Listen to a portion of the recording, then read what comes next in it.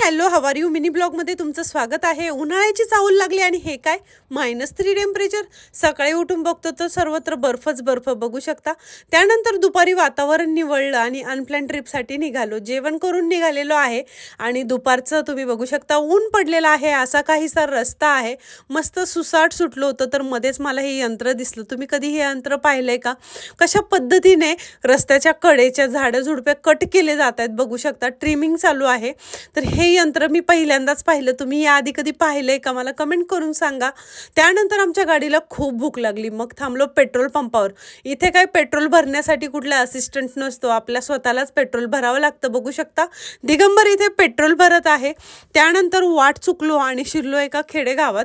तर छानच झाले बघा. तुम्ही इथे एकदम वेगळीच पिवळसर रंगाची घरं दिसली आणि अतिशय पुरातनकालीन ही घरं आहे.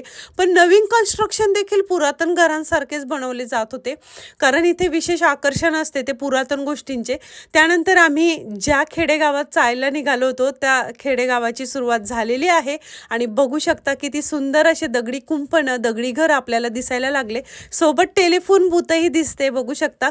येथील लोकांना जुन्या गोष्टींचं एक खास आकर्षण आहे आणि हे पुरातनकालीन व्हिलेज लोकांना खास आकर्षित करतं आणि लोकांना इथेच राहायला आवडतं. त्यांना आधुनिक गोष्टी जास्त आवडत नाहीत. येथील लोकांना ते पुरातन गोष्टीत खूप रमतात.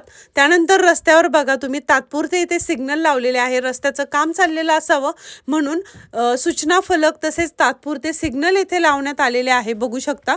तर अशा पद्धतीचे हे रस्ते येथील आहे. त्यानंतर आम्ही पोहोचलो बटन ऑन दी वॉटर. तर येथील जे पूल आहे ते अतिशय पुरातनकालीन आहे. आता डिटेल व्हिडिओ आपल्या फेसबुक पेजवर, सोनर्स वर्ल्ड फेसबुक पेजवर किंवा यूट्यूब चॅनलवर बघायला मिळेल. त्यानंतर तुम्ही बघू शकता पाणी किती नितळ आहे. तळ अगदी उठून दिसतोय आणि ह्या स्वच्छ पाण्यामध्ये पक्षी देखील आनंदाने खेळताना बागडताना आपल्याला दिसत आहेत. तर बघू शकता अशा पद्धतीचं इथे वातावरण आहे आणि खूप सारे लोक आलेले आहेत. आणि ही दिसली आपल्याला इंग्लंडची वाघीण नाही हो, मांजर आहे. तर बघू शकता किती छान आणि क्यूट अशी मांजर आहे. असं वाटतं हातात घ्यावी. त्यानंतर इथे बघा अशा पद्धतीची दगडी घरं आहे आणि हे अतिशय पुरातनकालीन घर आहे. घरावर एक वेल चढवलेली आहे. थंडीमुळे त्याला पालवी नाही पण उन्हाळ्यात हे घर अप्रतिम दिसणार, सुंदर दिसणार. आणि ह्या पुलावरून, पुरातनकालीन पूल आहेत 17व्या-18व्या शतकापासूनचे, त्यावरून गाड्यासुद्धा जात आहेत. म्हणजे किती भक्कम पद्धतीचं हे बांधकाम असावं हेच तुम्हाला दाखवण्याचं इथे उद्दिष्ट आहे. तर आत्ताचा हा ब्लॉग कसा वाटला कमेंट बॉक्समध्ये सांगा आणि अजून माहितीसाठी चॅनलला सबस्क्राईब करा बाबा.